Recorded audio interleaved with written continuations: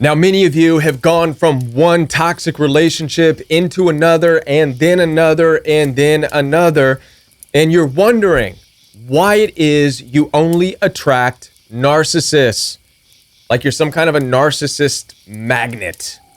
I think you're asking the wrong questions. My name is Kevin, and this is The Royal We.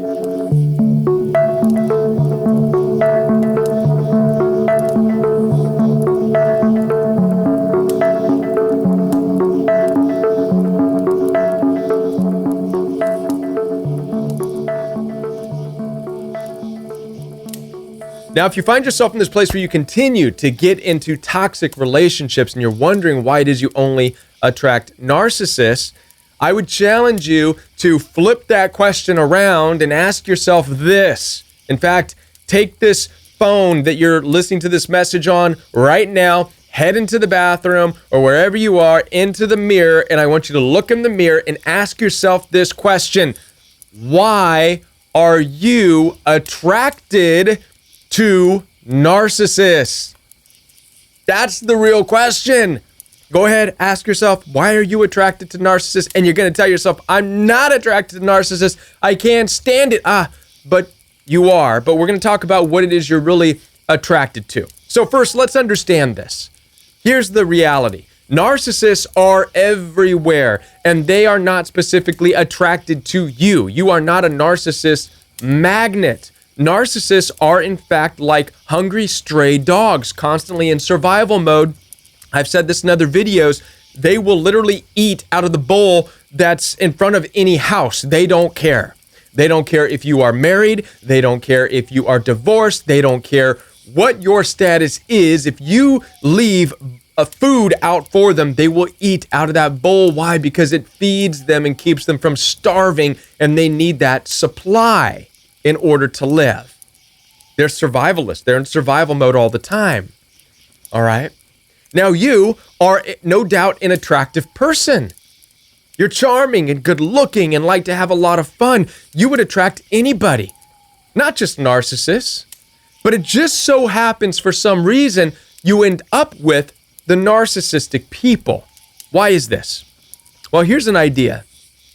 Narcissistic people love bomb the heck out of you. Why? Why do they love bomb you so hard? Well, you gotta imagine, you're dealing with starvation here. You're dealing with their life or death. I want you to imagine if there was one apple on a tree and somebody was starving, they would do whatever it took to climb that tree, grab onto a vine, and swing over to that apple, reaching out for it. I'm almost there. I'm getting that apple. I mean, they're coming in hot and heavy and intense trying to get that one piece of fruit. Well, guess what? Your charm and you're beautiful, your intelligence, you're that piece of fruit. And that narcissist, once they get an inkling that you're available in some way, they're coming in hot and heavy, swinging, grabbing for that fruit. That's you. Now then, depending on where you're at in life, this could be hard to resist. So here's the cycle for many of you. You come out of a toxic relationship battered and bruised emotionally, mentally, because you were cheated on, lied to, manipulated. The whole relationship was just a big scam. You're not feeling too good about yourself. Now, are you? I know when I came out of narcissistic abuse, I lost my side. I didn't feel very confident. This is why it's important to go into isolation, stay there until you are able to understand your value. It's a good indication that you're not quite sure of your value still when you are vulnerable to the hot and heavy swinging in from a narcissist. And so this is the cycle. As I was saying, you're still in this place, you're confused and you're hurt because of the last toxic relationship. Suddenly, you've got this other person coming in hot and heavy towards you, telling you all the right things persistently. Why? Because they're narcissistic and they're starving and they need something to eat. And you're that delicious piece of fruit. And so, since you're starving too, to feel good again, the narcissist is starving to have supply, it's a match made in hell right there. And so you give in. It's not that you specifically attract them. By the way, narcissists are swinging in this intense way everywhere, right? They're swinging at every single apple, but some of the apples aren't able to be eaten by them. They hit a blockade of branches. They're swinging in. Ooh, that's a good apple. Boom. No. Why? Because that person already has boundaries up. That person's like, I don't care, Tarzan, how you're going to swing in. This apple ain't for you. Boom, they're blocked. Then they're swinging into another one, and then they're swinging in, and then they find you.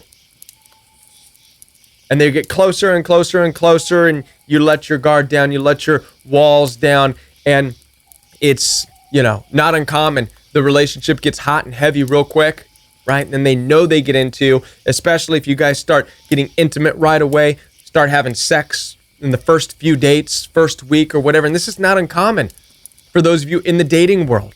I hear it all the time. Just had a session the other night. Somebody went on a date after having some text messages, emails back and forth, went on one date, and then that first date went back and had sex. First date. Could not resist the hot and heavy love bombing of the survivalistic hunger of the narcissist. And obviously the relationship went to shit because it was founded on the narcissist trying to get that supply and this person, the empath, just wanting to feel good again. That's the match made in hell right there. Right. So no, you don't attract narcissists specifically. They're attracted to wherever they can get it. What you need to make sure of is that you're not attracted to their attempts. You're not attracted to their energy. You're not attracted to their intensity. You need to cut that attraction out. You need to be able to see right away, man, this person is hot and heavy swinging in here. I don't need that. You need to be able to be wise enough to say, no, this person didn't earn anything good from me. You have to be able to value yourself. Even when narcissists come in hot and heavy, value yourself to know when to say, no. I'm not giving you any freebies. You're not getting, no. I don't know you like that. Right? Especially when they start wanting to have sex and this and that. No, stop. I guarantee you, if you deny them what they're trying to get, the supply, they'll go away. You see, it's not that you attract narcissists specifically. It's that you let them in. You let them eat. You feed them while getting nothing in return except watching their energy and their intensity, and something about that excites you. Turn off that mechanism that excites you about their energy. Turn that off. Get rid of it. Start looking at it differently. Value yourself enough to get to know somebody for the long haul before you ever allow them into your life. Deeply, emotionally, mentally. As far as dating goes, I once talked to a woman and I said, listen, you need to spend time getting to know these guys. And she said, I don't want to make guys feel like I'm interrogating them. I'll never have a good relationship if I do. And I said, wait a minute. I asked her this question. I said, listen, do you know what employers go through before they hire somebody? Background checks, all this and that. And that's just to give someone a paycheck. You're talking about bringing somebody into your emotional life. You're talking about bringing somebody inside your body. You damn well better do a in-depth background check. Stop just letting the first person that swings with excitement into your life, because this is what creates narcissistic abuse. You're feeding the stray dog that's homeless, and then you're setting out food for him to constantly come back. Stray dog will never be true to you. Stray dog will eat wherever they can eat. Stop leaving food out for the stray dogs, right? And don't just give of yourself freely constantly, especially to the same stray dog over and over again that's not committed to you. right? Listen, want to be a part of your healing journey. Down below, you will find access to one-on-one appointments with me. We could have a telephone call, a FaceTime video conference, or a WhatsApp video conference as well. Down below are direct links to my calendar. It'll take you straight to the calendar where you can book your session.